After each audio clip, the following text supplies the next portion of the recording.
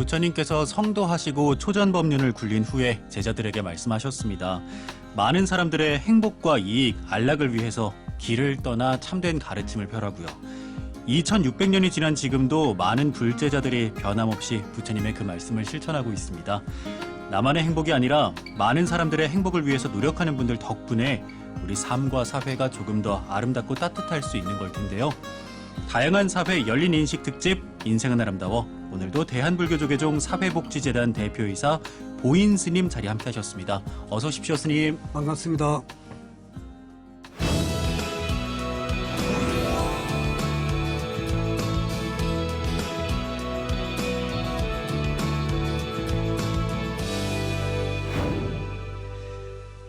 서서히 단계적으로 일상을 회복하고는 있지만 여전히 대면 접촉이 쉽지 않은 상황입니다. 그렇다고 해서 나눔과 후원을 멈출 수는 없을 텐데요.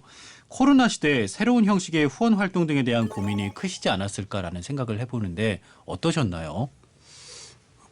저희는 많은 후원자들의 도움으로 저희 사회복지재단을 나누고 여러분과 같이 하는데 네. 대면이 좀 어려우다 보니까 저희는 이제 네이버의 해피빈 모금이라든가 네네네. 특히 이 방송이 중요한 것 같아요. 방송 같은 데를 통해서 후원들이 좀 잘 되고 거기에 많은 공감을 해주는 건 들고요. 저희가 난치병 같은 것도 후원을 해보면은 네. 불교 방송이 방송을 하거든요. 그러면 저희 모금액의 한 30~40% 정도를 감당할 정도로 이 방송의 중요성이 굉장히 크다 생각을 합니다. 그래서 저희도 이제 이런 시대에 맞춰서 예. 후원 모금도 그런 쪽으로 많이 유튜브라든가 이런 것도 생각을 하고 많은 방법을 지금 고민하고 있습니다. 일부는 좀 하고 있고요. 예. 왠지 모르게 쑥스러워지면서 그럼 60~70%는 어느 부분에 있는가? 60~70%는 네. 우리 뭐 계속 후원해주는 사찰 스님들 예. 그리고 저희 사회복지 현장에 있는 우리 선생님들도 많이 후원을 하고요. 또 봉사자들, 또 이용자들 많은 네. 분들이 이렇게 동참을 하고 있습니다. 방송이 비중이 예. 굉장히 크죠. 그렇군요. 불교 방송 특히. 감사합니다. 네. 지속적으로 사람들과 만나면서 후원 활동에 대해서 알리시는 분들이 계시기 때문에 더 크게 도움을 받고 있는 게 아닌가라는 생각도 해보고요. 해마다 겨울이면은 김장과 연탄 나눔을 하고 계시는 걸로 아는데요. 올해도 하고 계시죠? 저희는 이제 김장 나눔 같으면은 네. 예전에는 막 조계사 법 마당에서도 하고 그런데 예, 지금 코로나를 할 수가 없어요. 어. 그런 것들 지금은 이제 SK에서 예, 예. 김장 나눔을 큰 규모로 저희한테 기부를 해줍니다. 그래서 22일 날도 서울 경기에 트럭 몇 트럭을 배분해 줬고요. 예. 그다음에 29일 날은 이제 지방, 뭐 충청, 전라, 강원, 네. 경상 이런 데 지역에 김장 나눔을 기업과 연계해서 하고 있습니다. 이제 저희 재단이 하는 것보다는 예. 이 기업에서는 사회적 기여를 위해서 저희 재단을 통해서 김장 나눔을 하고 있고 예. 연탄 나눔 같은 건 이제 종단하고 저희 재단하고 매년 하고 있는데 코로나로 여의치는 않아요. 아마 올해도 작년에도 연탄 나눔보다는 직접 배달하는 그런 나눔을 했는데 예. 올 계획은 이제 종단하고 협의를 해야 될 것 같습니다. 사람들이 직접 모여서 뭔가를 해나가는 게 여의치 않은 부분들에 한해서는 재단과 다양한 기업들이 힘을 네. 합쳐서 이뤄내는 부분도 많은 것 같더군요. 이런 부분들이 점점 늘어나고 있는 것 같아요. 이제 우리 사회가 예. 이제 기업도 이제 혼자 돈, 그걸 국민들로부터 많은 돈을 번다고 표현해야 되나? 네네. 이런 것들이 이제 지금 사회적 공감대가 이런 기업에 많은 국민들로부터 많은 재원을 창출한 부분을 예. 같이 나눠야 된다는 그런 인식도 있고 또 기업하는 분들도 그렇게 많은 인식을 바꿔가고 있는 걸 알고 있고 예. 저희도 이 아까 말 SK는 김장 나눔이라든가 네. 그다음에 LH에서는 최근에 그 학대 아동들 피해받는 애들에서 공간 이런 걸 또 제공을 또 해주기도 하고 하나금융 같은 데에서는 또 난치병에 또 그렇게 꼭 기부를 많이 해주시고 이렇게 합니다. 그렇군요. 네. 말씀 주신 부분 외에도 연탄 나눔이라든가 문화 나눔 등을 기업과 연계해서 진행하고 계시는 부분들이 많이 있으시던데요. 기업의 사회공헌이라는 측면에서도 의미가 있지 않나라는 생각을 또 하게 됩니다. 네네네.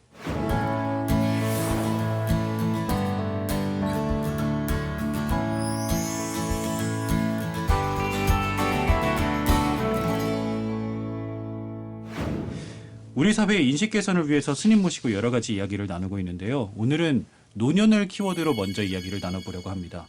100세 시대라고 할 정도로 수명이 늘어나면서 청년들도 노후 대비를 하고 있는 요즘인데요. 경제적인 대비만이 노후 준비의 전부는 아니지 않을까 이런 생각을 해보는데 또 어떤 부분들을 준비해봐야 될까요?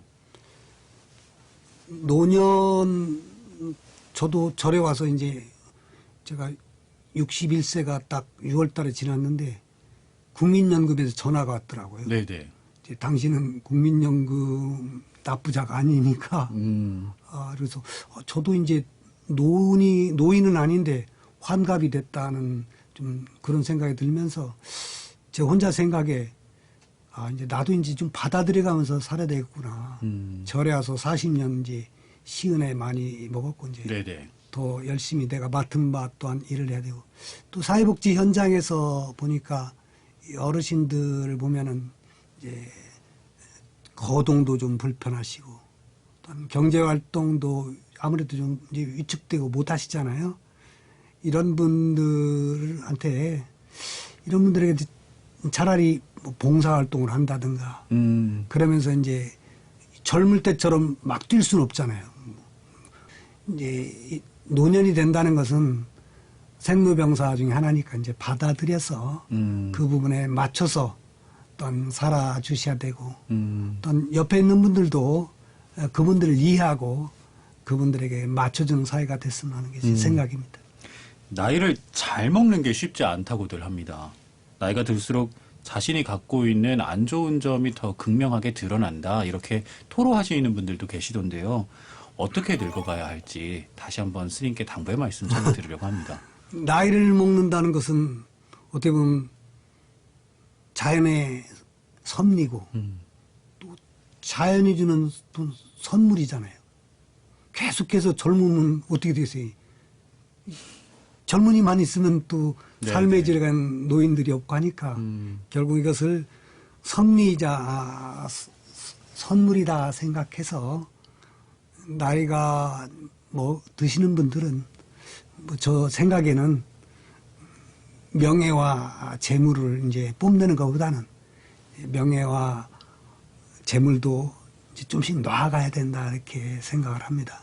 젊었을 때는 경제 활동이 팽창해서 그리고 건강도 뭐 산도 뛰고 강도 달리지만은 그래서 그런 것보다는 이제 명예 재물에 대해서 좀 내려놓는 거.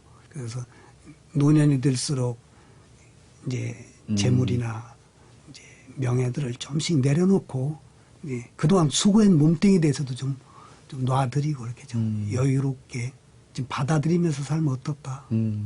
저는 그러려고 개인적으로 항상 생각을 하고 삽니다. 마음을 비롯해서 이것저것 이제는 비워내야 할 시기인데도 불구하고 자꾸 채우려고 하시는 분들에 대해서 안타까움을 느끼신다. 이런 취지로 이해를 하면 되겠죠. 네네. 100세까지 장수하는 게 중요한 게 아니라 건강하게 장수를 해야 되잖아요. 잘 늙어가기 위해서는 건강관리도 필수라는 생각이 드는데요. 부처님께서도 빠세나디 왕에게 조언을 한 부분이 있었다고요. 어떤 이야기인가요, 스님? 사람이 이제 장수하는데 중요한데 저는 실례로 저희 스승님이 봉선사 조실한 운견 큰 스님이신데 95세까지 사셨어요. 그래서 한 돌아가실 때 한 3년 정도를 제가 모시고 다녀보니까 이 어른의 특징이 있더라고요. 굉장히 적게 드세요. 소식하시고. 그리고 돌아가신 이제 석주 스님하고 두 분이 친하셨는데 이제 두 어른이 만나면 이제 저는 이제 30대니까 모시고 꼭 가면은 어른들이 좋아하는 게 이제 목욕탕 가시고 막국수 같은 걸 좋아하셔요. 그 막국수를 딱 드시면은 반은 제목이에요. 시작도 하기 전에 덜어놔요. 너 많이 먹어라. 그럼 저는 이제 잔뜩 못 남기니까 막국수 먹으러 가자면은 겁이 나요. 스님은 일당에 스님의 3배를 내가 먹여야 되니까. 예. 버리면 또 혼나니까. 어. 자넨 먹어. 항상 이렇게 많이 덜어주고 적게 드시고.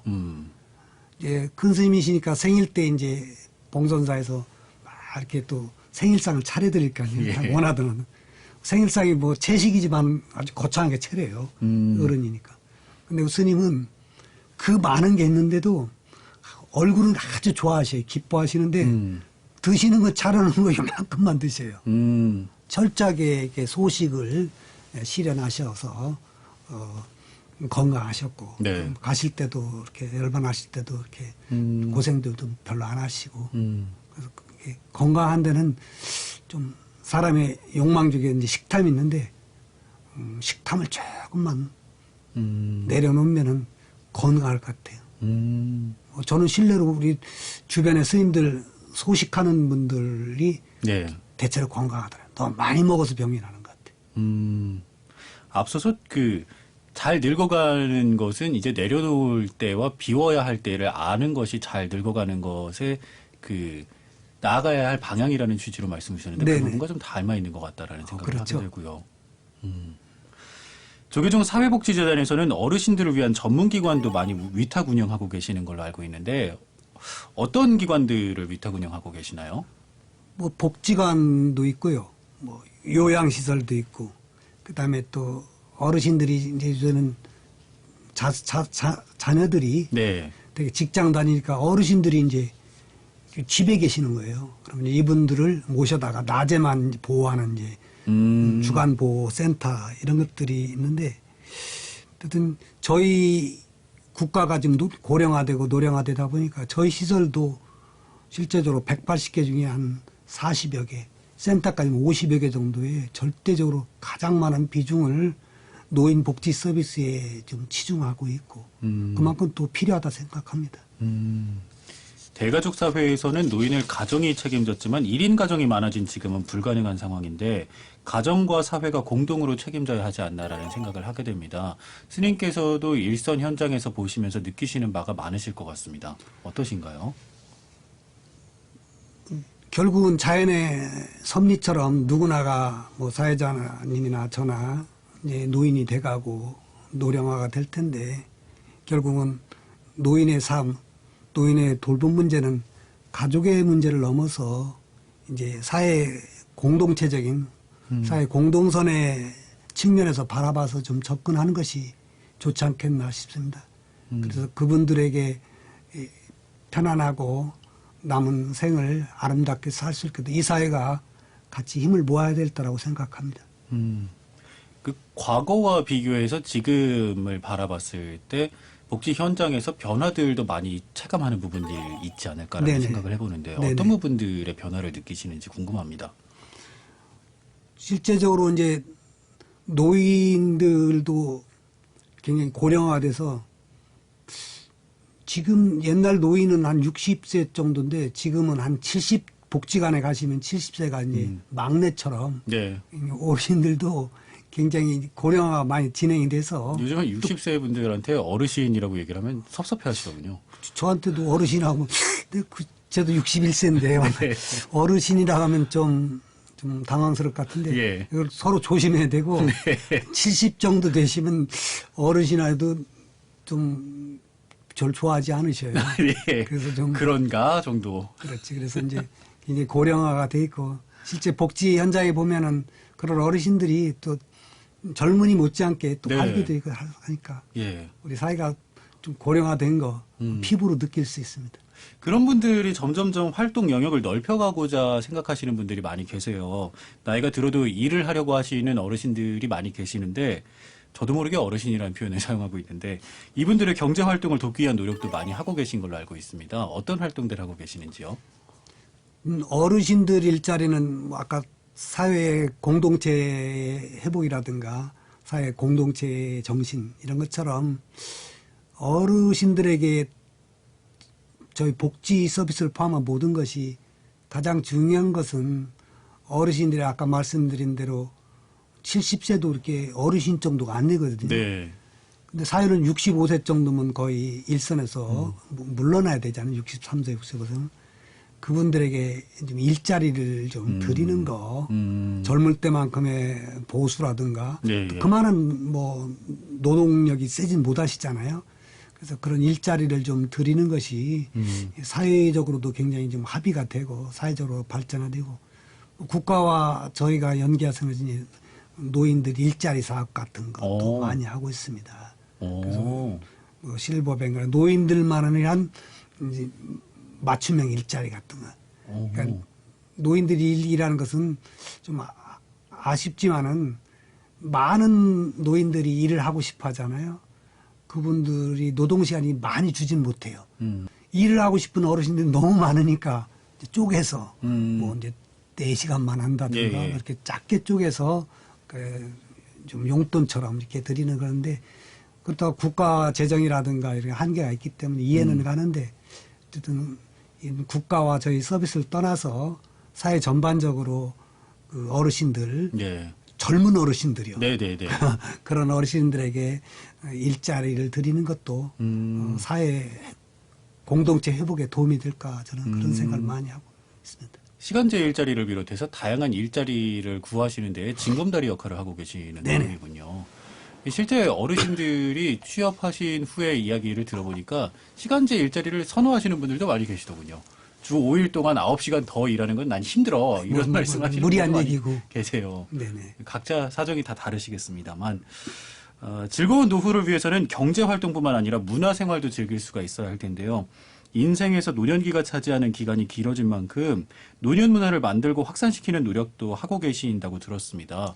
어떤 활동들 하고 계시는지. 저희 이제 뭐 노인복지관 같은 데 가면은 네. 사실은 좀 즐거우셔요. 뭐 서울 같은 데는 시설도 뭐 종로노인 같은 데는 정말 네. 굉장히 퀄리티가 있는 복지관인데 그 가시면 이제 노래교실도 있고 아주 탁구도 저 이제 가끔 방문하면 제가 탁구도 못 치진 않는데 못 이깁니다 어르신들한테. 네. 가끔 이제 또 그 댄스 하시는 분들 계시거든요. 근데 댄스 하시는 분들을 보면 이제 좀 실내로 보면 남성 어르신들이 좀 적석어요. 네네네. 한 8대2 정도로. 그래서 항상 성비가 안 맞아서 지금 이제 대표자라든가 관장이 남자 스님인 경우도 이제 가끔 이제 같이 놀아드려야든지 네. 파트너 성비가 안 맞으니까 네네네. 예, 이제 어르신 3-4명이 이제 돌아가면서 이제 파트너가 돼서 또 관장하려면 춤도 좀 춰야 돼, 댄스를. 그 할머니들이 그런 데 와서 이렇게 여가를 보내시고 또 같은 동년배들끼리 이렇게 여러 가지 활동들을 많이 하셔요. 뭐 댄스만 얘기한 게 뭐 노래 교실이라든가 네네네. 그다음에 운동 그다음에 또 뭐 또 그림 그리는 거 많은 이런 활동들을 서비스를 저희 이제 사회복지사 선생님이 제공하고 있어서 요즘 노인복지관 어르신들은 또 뭐 노인정에 가시는 것보다는 예. 훨씬 활력 있고 좋을 것 같아요. 센터나 복지관의 문을 처음 두드리는 데까지만 망설임이 많으시지 일단 한번 들어가고 나셔서는 활발하게 활동하시는 분들이 많으시더군요. 막상 그래서 우리 뭐 시청하시는 뭐 불자한 어르신 되신 분들은 네.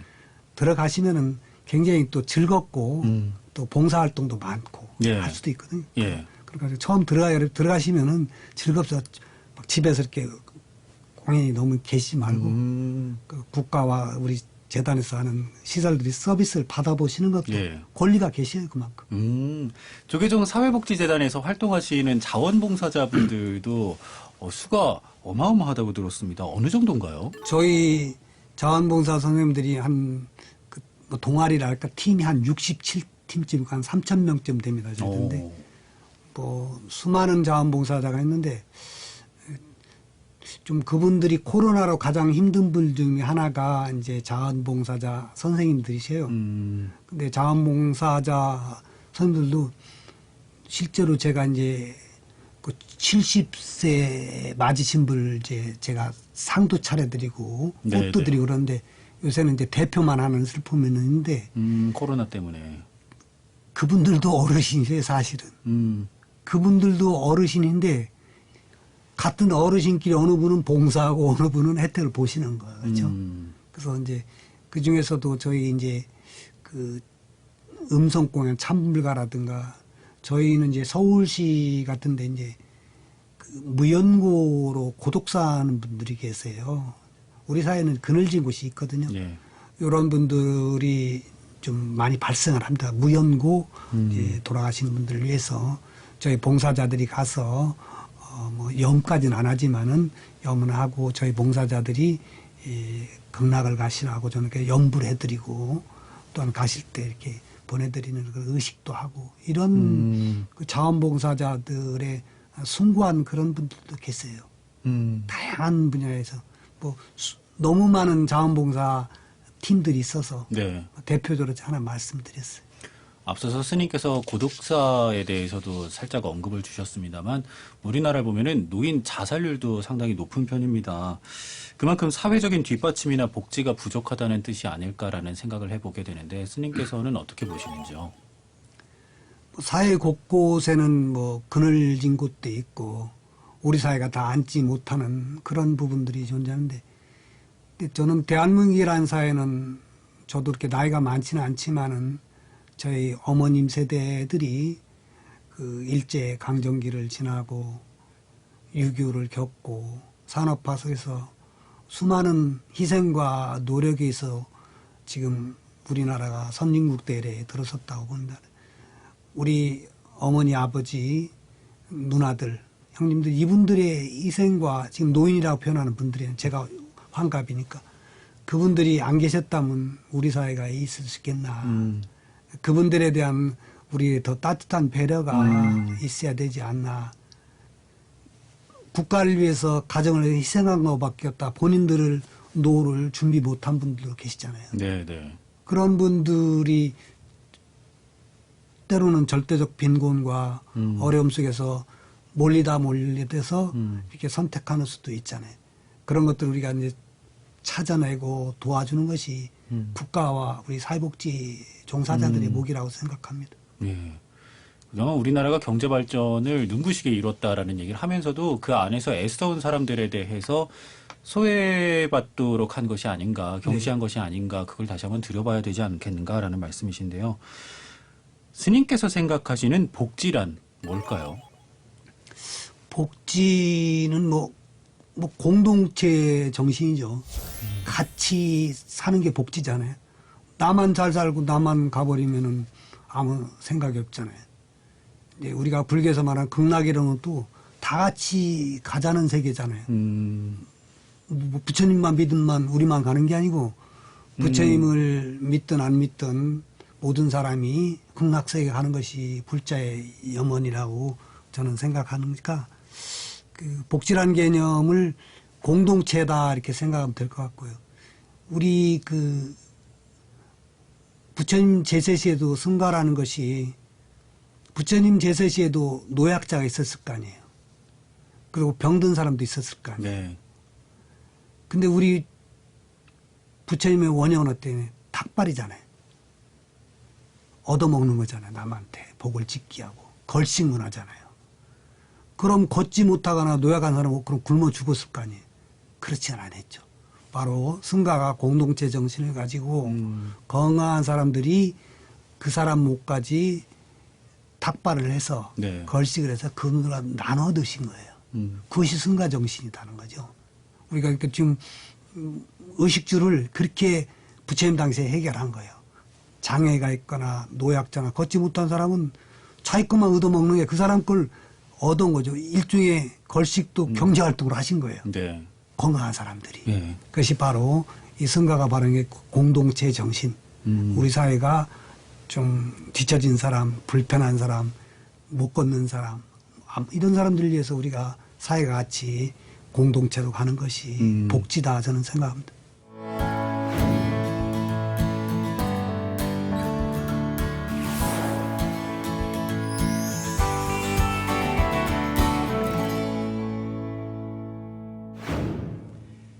이번에는 출산과 육아에 대한 이야기를 나눠보겠습니다. 출산과 육아도 더 이상 개인이나 가정의 문제가 아니라 사회 문제가 되고 있습니다. 재단에서도 보육에 대한 고민을 많이 하고 계실 것 같습니다. 재단도 역시 이제 그 보육 뭐 아동을 저는 뭐 자식을 안 낳았지만은 이 사회복지에서 걱정하고 근심하는 것들이 바로 이제 육아라든가 뭐 어린이집도 많이 오지만 특히 저희들이 이렇게 현실에서 부딪혀 다문화에 있는 아동들 같은 경우 네네. 이제 엄마와 아빠가 문화의 질감도 있어서 정서적으로 굉장히 혼란스러워하고 이런 아동들을 위해서 저희들이 전문 인력들이 들어가서 이 아동들을 케어하고 교육하고 부모와 자식에게 아버지 어머니를 연계하고 이런 사업들을 지금 많이 하고 있습니다. 이것이 지금 우리가 이것이 내버려 뒀을 때 결국에 사회 문제도 될 수 있겠다 해서 막 국가도 인정을 하고 있고 예. 저희들도 이렇게 뭐 보육 사업이라든가 다문화에 있는 아이들이라든가 또한 학대받는 아동들을 위한 쉼터라든가 또 방황하는 청소년들을 또 교육하고 해서 이 사람 정상 상담을 통해서 또 뛰쳐나 이런 여러 가지 사업들이 저희들한테 일부분으로 하고 있습니다. 그렇군요. 저출산이 이미 오래전부터 사회 문제로 대두가 되고 있잖아요. 일과 가정의 양립이 어려워서 그렇다라고 얘기를 하시는 분들이 많으신데 스님께서는 어떤 이유 때문에 그렇다고 보시는지요? 뭐 제가 현장에서 예. 보기에는 저희 사회복지사 선생님들도 이제 미혼이라고 하죠. 이제 청년들 여성분들이 옛날로 말하면 정년기가 됐는데도 이렇게 결혼을 미루고 이런 것들이 아마 사회적인 그 뒷받침이 안 되기 때문에 그러지 않나 이렇게 생각을 합니다. 그분들의 책임이 아니고 뭐 누구나 다 얘기하는 것처럼 사회에서 그분들에게 아이를 낳고 편안히 살 수 있는 그런 어떤 공동체적인 생각과 그 합의가 이루어지고 그분의 배려들이 이루어진다면은 아이를 안 낳는 그 부모들의 문제가 아니고 아이들을 낳을 수 있는 환경을 우리 사회가 같이 고민하고 같이 노력해야 된다고 저는 생각합니다. 네. 그럼 해결이 좀 되지 않을까 싶어요. 이 저출산 문제가 다양한 각도로 바라볼 수가 있어서 조계종 사회복지재단을 비롯해서 복지사분들이 직접 현장에서 만나는 분들의 경우에는 또 케이스가 좀 다른 경우가 있지 않을까라는 생각을 하게 됩니다. 네네, 그렇죠. 어쨌든 뭐 지금 저출산 문제는 누구나가 겪는 우리 사회가 안고 풀어야 될 큰 숙제라 생각합니다. 세상에 쉬운 일이 없다고 하지만은 세상의 모든 부모가 육아만큼 어려운 일이 없다라고 얘기를 하는데요. 혼자 감당하기 힘들다면 도움을 받아야 할 텐데 어려울 때 관련 기관이나 단체를 찾아서 도움을 요청하는 것도 용기이지 않을까라는 생각을 해봅니다. 이렇게 도움을 받아야 될 분들이 이제 머뭇대고 잘 몰라서도 그렇거든요. 근데 우리 국가라든가 사회복지 시설들에 그런 많은 시설들이 있으니까 혼자 이렇게 쌓고 힘들고 고민하지 마시고 그런데 많은 상담을 통하거나 많은 도움을 주고자 하는 시설들 그다음에 후원자들이 있으니까 너무 혼자서 너무 힘들어하지 마시고 문을 두드려 보는 거 그러면 해결의 실마리들이 하나씩 풀려지지 않을까. 완전히 해결되지는 않지만은 일정 부분에 좀 해소들이 되지 않을까 해서 용기를 잃지 마시고 그런 곳에 좀 많은 이용을 좀 부탁드리겠습니다. 네. 아이 한 명 키우기 위해서는 하나의 동네가 필요하다라는 말도 있는데요. 품앗이 할 수 있는 제도나 기회도 많이 필요하지 않을까라는 생각을 해봅니다. 현장에서 보시기에는 어떠신가요? 그래서 요새는 이름도 뭐 아이 돌봄, 네. 뭐 다 함께 돌봄, 네네. 우리 동네 키움 돌봄. 이 돌봄이라는 게 우리말이잖아요. 그래서 우리 사회가 지역사회가 같이 하는 그런 도움 그쪽으로 가면 되지 않을까 싶습니다. 조계종 사회복지재단에서는 어떤 방식으로 운영을 하고 계실까요? 저희 재단에서는 그 돌봄이 필요한 분들을 찾아가는 거죠. 홍보를 통해서 찾아오게 하고 찾아가서 직접 아이들 같은 경우도 직접 접근할 수 없는 아이들은 또 찾아가고 이렇게 해서 그분들에게 서비스를 제공하고 있어요. 그러기 위해서는 사실 방송을 함께 하시는 분들 중에서 관련된 분들이 스스로 용기를 내는 일이 무엇보다 필요하지 않을까라는 생각을 다시 한번 해보고요. 재단에서 하고 있는 아이들의 보육이나 교육에 대한 후원은 국경을 넘어서도 이루어지고 있다고요. 저희들이 뭐 국경을 저희 사회가 그래도 이만큼 또 하는 데는 전 세계적인 도움이 어려울 때 있었고 그래서 뭐 저희 재단이 뭐 전 세계를 향해서 할 수는 없고 이제 저희들하고 이웃한 나라들 중에서 가까운 곳에 이제 지금은 안타깝지만은 미얀마 군부에 있는 거기 같은 경우는 저희 재단이 오랫동안 재난 경감 교육 재난이 해일이 나고 쓰나미가 밀려오는데 이 사람들은 교육이 안 돼가지고 쳐다보다 이렇게 휩쓸려서 간 경우도 많아서 이런 분에도 인프라를 포함한 이런 교육들을 했는데 뭐 작년 올해 지금 미얀마가 저런 상태 그렇게 그쪽은 거의 지금 뭐 할 수 있는 방법들이 많이 차단돼 있고요 실제적으로. 그다음에 이제 라오스 같은 경우는 제가 오랫동안 그 국내외 난치병을 포함한 라오스에도 그 난치병들이 많이 있습니다. 그래서 거기에 가서 뭐 환자도 치유하고 그다음에 이런 분들에게 이제 교육을 시키고 이런 난치병에 대해서 전혀 모르니까 네, 이게 네. 무슨 질병이다. 이것은 어떤 약을 쓰고 어떻게 되면서 대개가 이제 난치병도 이제 우리처럼 교통도 안 발달하니까 하루 뭐 이틀 걸려서 상암만에서 이제 어떻게 국립적으로 찾아와요. 그럼 그분들이 이제 그 거주할 공간을 저희가 또 해주기도 하고 약도 주고 병원비도 주고 그다음에 더 중요한 것은 관리하는 이제 교육도 시키고 그래서 해외에서 저희들이 이제 난치병이라든가 네네. 재난에 대응하는 그런 교육 그다음에 이제 뭐 몽고 같은 데는 저희들이 그 이동계를 해서 아주 열악한 저수동 애들이 사는데 이제 도서관이라든가 이제 이동식으로 게르죠. 그래서 그 아동들에게 그런 서비스도 하고 또 아동들의 또 보호도 하고 여러 가지 저희들이 뭐 많은 사업을 못하지만은 여러 가지 재난 경감, 인식 개선 교육들을 좀 하고 있습니다.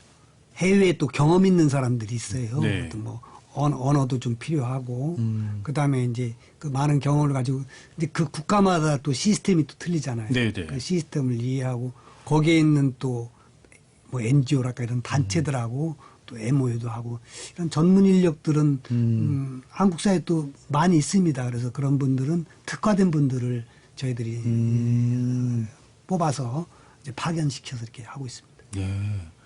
코로나19 이후에 코로나 시국이어서 온라인 교실도 많이 만들어서 운영을 하고 계시지 않을까 싶은데요. 네. 소개를 좀 해주신다면요. 그 온라인 교육은 또 재밌는 것이 그 인생이 그 코로나로 어두울 것 같은데 이 교육을 받는 입장에서는 예. 예. 저기 어. 전라도에 있는 사회복지사라 이런 선생님들이라든가 전문력들은 온라인 교육을 더 좋아해요. 오면 하루 꼬박 걸리는데 서울 네, 와서. 네, 네. 그래서 그런 교육을 통해서 오히려 참여율이 좀 더 좋다는 생각이 예. 들고 아이러니하게도 예, 예. 한 배 정도의 참여율이 높아서 어. 뭐 질은 모르게 대면처럼은 못하겠지만은 예. 그런 것도 있고 또 사회복지사 선생님들도 뭐 코로나 블루처럼 네, 네. 사회복지 현장에 오래 있다 보면 이제 소진이 많이 돼 에너지가 우리 사회자님도 오래 하다 보면 좀 소진이 많이 되잖아요. 네. 이런 분들 위해서 어떤 좋은 어떤 교육 프로그램을 통해서 네. 비대면이지만 그분들에게 그런 교육도 시켜서 음. 안 좋은 면도 있지만 코로나로서 좀 온라인 교육이 또 효과 있는 것도 있어요. 출산, 육아, 보육과 관련해서 온라인 교육들 어떤 것들이 이루어지고 있는지요? 이제 출산 교육 관계에서도 예. 이제 저는 뭐 비전문가니까 출산 교육에 대해서 이제 전문 교수님들을 초빙한다든가 그래서 이런 이제 교육을 또 시키고 이렇게 하고 이런 또 방송을 통해서 저희들이 지금 보건복지가 같이 하는 거잖아요. 네네. 이런 걸 통해서 우리 이제 출산 장려도 좀 하고 출산이 아름답다는 얘기도 하고 그래서 어쨌든 인식 개선이 또 중요하고 또 당사자가 또 좀 느껴야 되잖아요. 다 어렵다고 출산 안 하면 안 되니까. 네. 어떤 말씀이신지 알겠습니다. 네네. 부처님께서도 아버지셨잖아요. 네네. 자녀를 어떻게 양육하고 교육을 해야 하는지 경전에 기록되어 있는 부처님 가르침에 대한 얘기도 스님께서 들려주시면 좋겠습니다. 이 우리가 부처님도 뭐 부모에게로서 뭐 냉정한 분 같지만은 자식에 대한 애틋함은 계셨어요. 부처님 아들이 있는 건 아시죠? 라훌라 말씀하시는 건데. 나홀라 존자가 예. 요즘 말로 하면 소년 출가인데 네. 그 소년출가를 가장 부처님 제자 중에서 지혜가 많고 훌륭한 사람이 사리불 존재였어요. 사리불, 지혜 제일 사리불. 10대 제자 한 분한테 위탁을 시킵니다. 사리불 존자여, 나올 나이 철딱선이 없으니까 네가 자네가 좀 교육을 시켜서 네. 굉장히 불교의 수준 높은 교육을 또 시키고, 또 재밌는 것은 스님들은 지금 우리나라 사람들은 세 끼 먹잖아요. 네. 스님들은 이제 두 끼거든요. 근데 부처님 당시에는 한 끼 드셨어요. 닭발에서 뭐 두 끼를 닭발에서, 인도는 또 음식도 상하고 하니까 네. 한 끼만 먹었는데, 라올라 존자가 12살에 이제 출가를 하거든요. 이제 아버지가 스님이니까 네네. 따라서. 따라잡는데, 왕궁에 살았으니까 라올라 존자는 잘 먹었을 거 아니에요. 그래도 아무리 작은 나라도 배가 매우 우는 거예요. 그래서 이제 부처님 제자들이 아유 저 제일 꼬만데 저거 좀 불쌍한데 한 그래. 그래서 부처님께서 요새는 미성년자죠. 소년 3이죠. 옛날에는 3일생에게는 두 끼를 먹여라 해서 라울라 때문에 그나마 두 끼로 허용이 된 거예요. 지금 이제 성인들도 두 끼 먹고 또 세 끼까지 먹는데 네. 부처님 당시에는 한 끼만 드셨어요.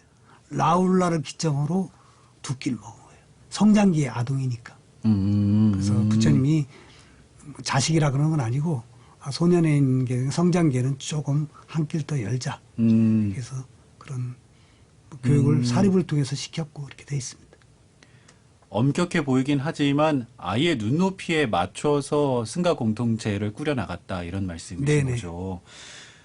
현실에서는 아동폭력과 학대가 끊이질 않고 있습니다. 어른들이 준비되지 않은 채 부모가 돼서 그런 걸까요? 아니면은 사회적인 제도와 뒷받침이 부족해서 그런 것일까요?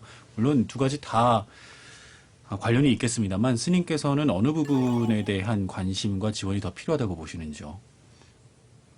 뭐 지원도 중요하지만은 아동을 대하는 이제 부모님들의 그 마음이 중요하다고 저는 생각해요. 아동은 무슨 죄가 있는 게 아니잖아요. 뭐 난치병의 아동이 또 무슨 죄가 있고, 네. 그 환경에 태어난 아동이 무슨 죄가 있겠어요. 그래서 아동에 대한 어떤 그 존중심 이런 게 좀 돼야 되고, 아동을 향해서 그 언론에도 비치지만은 폭력을 행사하고 또 몹쓸 짓도 하고 네. 자기 화풀이처럼 해버리고 자기가 지금 어려운 상황을 아이를 통해서 풀어버리고 이런 잘못된 생각들을 어른들이 좀 고쳐야 된다. 부모님들이 그런 생각을 하고 이제 그러는 이제 화를 푸는 방법이잖아요. 아이가 학비를 갚은 양육하고 해야 될 의무가 부모한테 있잖아요. 그래서 아이 잘못은 아니잖아요.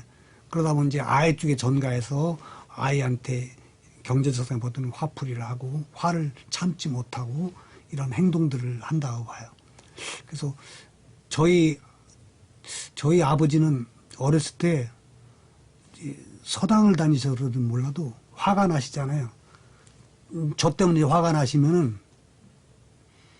이렇게 양반다리라고 앉으셔요. 앉으자고 뭐라면 청살리 벽계수야 하면서 시조를 읊으세요. 그럼 어머니가 바가지 막 긁잖아요. 네. 그럼 밥상을 찰 것 같은데 물리시고 시조를 읊으시는 거예요. 더 무서운데요? 아니요. 그리고 시조를 이제 우린 시조를 읊으시면 아버지가 화났나 보다. 그리고 아버지는 시조를 읊고 나시면은 마음이 평화로워지시는 거예요.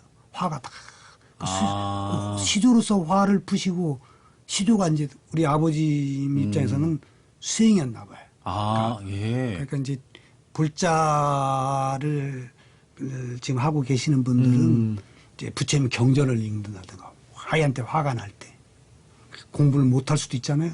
말 안 들어. 그때는 화를 풀기보다는 내 스스로 금강경을 읽는다든가 네.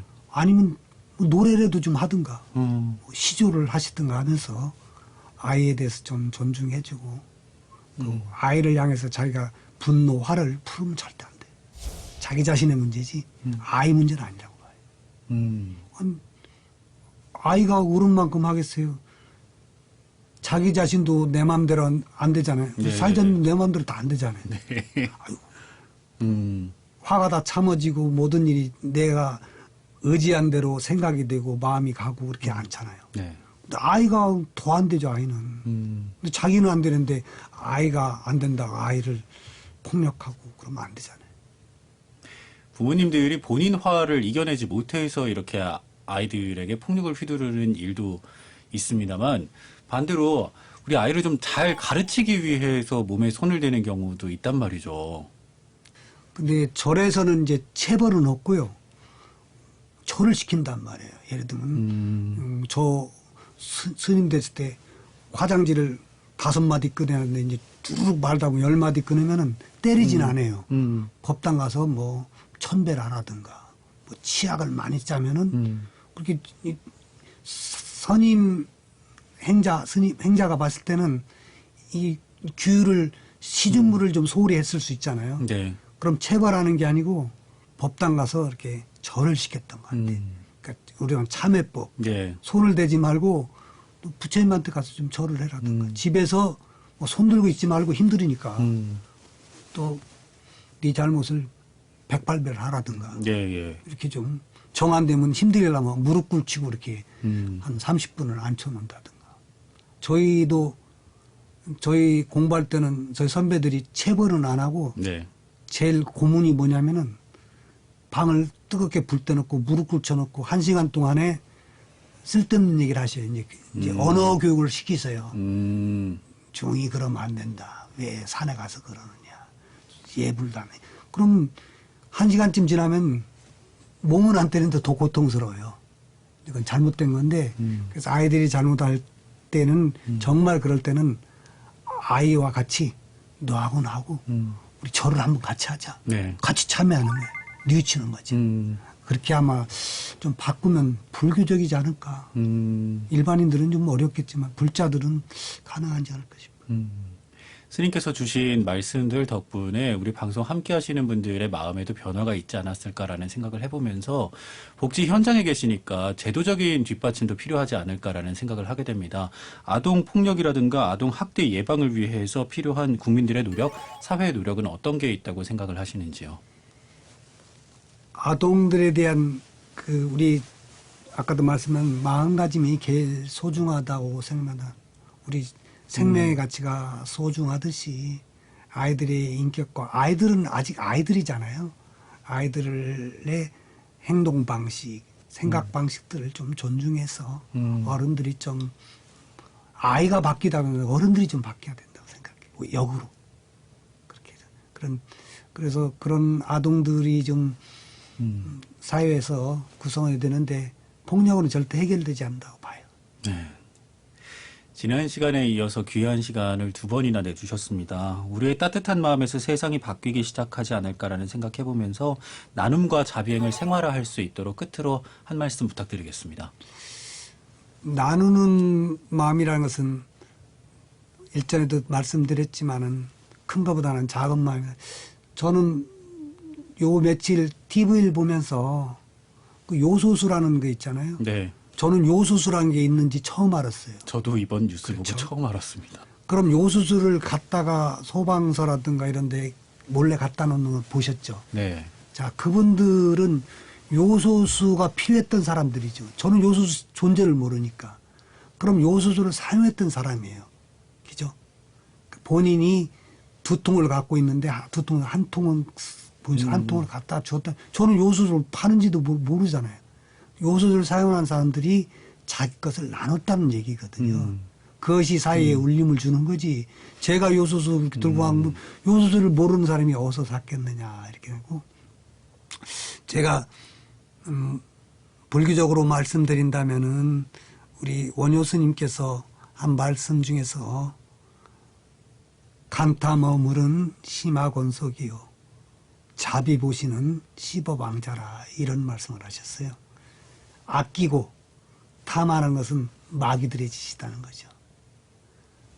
자비로운 나눔, 보시가 나눔이니까 자비 보시는 질 중에서 가장 진리다 이런 말씀이세요. 오늘 스님 말씀에 우리가 아끼고 탐하는 것은 마군의 짓이고 네. 자비 보시를 실천하는 것이 진실한 불자고 인생에 성공한 사람이라는 말씀이세요. 그렇군요. 생각이 바뀌면 행동이 바뀌고 행동이 바뀌면 세상이 바뀔 수 있습니다. 가족과 생명에 대한 바른 생각을 가지는 것, 그것이 어쩌면 행복한 사회를 만드는 첫걸음일 거고요. 스님께서 말씀을 주신 진리를 향한 첫걸음도 되지 않을까라는 생각해봅니다. 다양한 사회 열린인식 특집 인생은 아름다워 대한불교조계종 사회복지재단 대표이사 보인 스님과 함께했습니다. 스님 귀한 시간 내주셔서 고맙습니다. 네, 감사합니다.